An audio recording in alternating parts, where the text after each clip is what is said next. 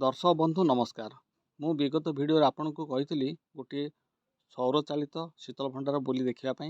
ये हूँ से सौर चालित शीतल भंडार जहाँ को कि जगन्नाथ प्रसाद ब्लॉक रो बीडपुर निकटवर्ती तरफ ग्राम में स्थापित करा संपूर्ण रूपे मागणार उद्यान विभाग बा हॉर्टिकल्चर विभाग तरफ एठारे चाषी भाई मान जोगाई दि जाइए। यह देखो संपूर्ण रूपे सौर पैनल एठी लगी। इलेक्ट्रिक जमारू लगी ना, सूर्य किरण चलो एवं भारी सुंदर है चाषी भाई मान जहाँकि बहुत उपकार आसीपर।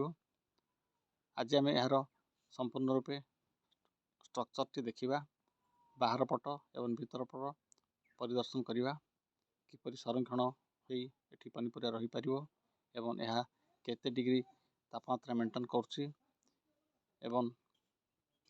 केते परिमाण पनीपरिया एठी रही पार संपूर्ण रूपे आम ये वीडियो देखा।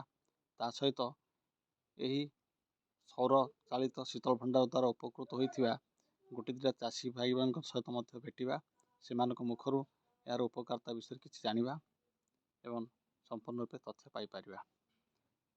वीडियो टी संपूर्ण रूपे देखिए बोली मुझे आशा कर देखु। बर्तमान तार एंट्रांस को आम जा भर जा भर पार्श्व देखा।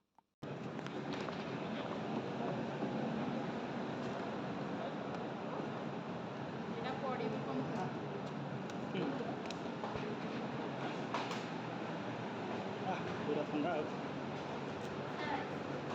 ठंडा लगे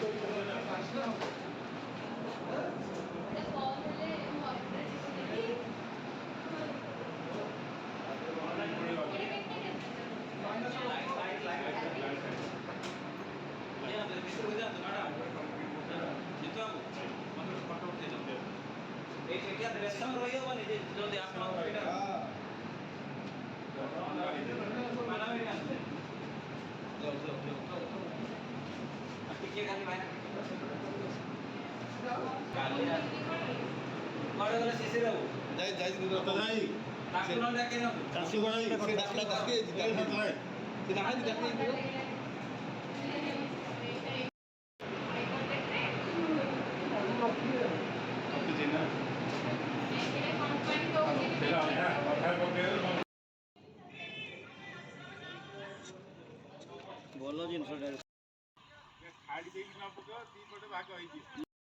सर आप नाटा कौन ना विषय कहे मन किशोर प्रधान बापा दुर्जन प्रधान गाँ तरफ पोस्ट विद्युत शासन भाई बरजा डिस्ट्रिक्ट गंज ब्लॉक जनप्रसाद यहाँ कौन यहाँ कौन कौ तरफ मिली किए देते से हॉर्टिकल्चर विभाग तरफ मिली आप फल संरक्षण पनीपरिया संरक्षण रखिंट केते पनीपरिया संरक्षण हो रही 10 मीटर हो ताले आप सब उपकृत होती लाभवान होती। हाँ दर्शक बंधु यार दाम पाखापाखि 15 लाख टंका हेबो एवं यार साइज तो देखा लंबा 20 फुट ओसार 8 फुट एवं उच्चता 8 फुट ए बैटेरी व्यवहार होना एवं यार बैकअप हो पाखापाखि 24 ରୁ 48 घंटा थे दिन बेले चार्ज होगा 24 ରୁ 48 घंटा पर्यटन बैकअप नब एवं यार सोलार पैनलटा हूँ 9 किलोवाट सोलार पैनल एवं पाखापाखि 4 डिग्री सेल्सियस रू 15 डिग्री सेल्सियस से टेम्परेचर मेंटेन हो रही है जहाँ आपन आवश्यकता अनुसार आप टेम्परेचर आडजस्ट करेंगे। संपूर्ण रूपे भिडियोटी आपण मैंने देखि आपण मानक अशेष अशेष धन्यवाद एवं आपण मैंने जदि आवश्यक पड़े ताले एपरी एक सोलार पैनल किनी आपणकर उत्पादित फल पनीपरिया को संरक्षण कर रखिपारे। धन्यवाद दर्शक धन्यवाद।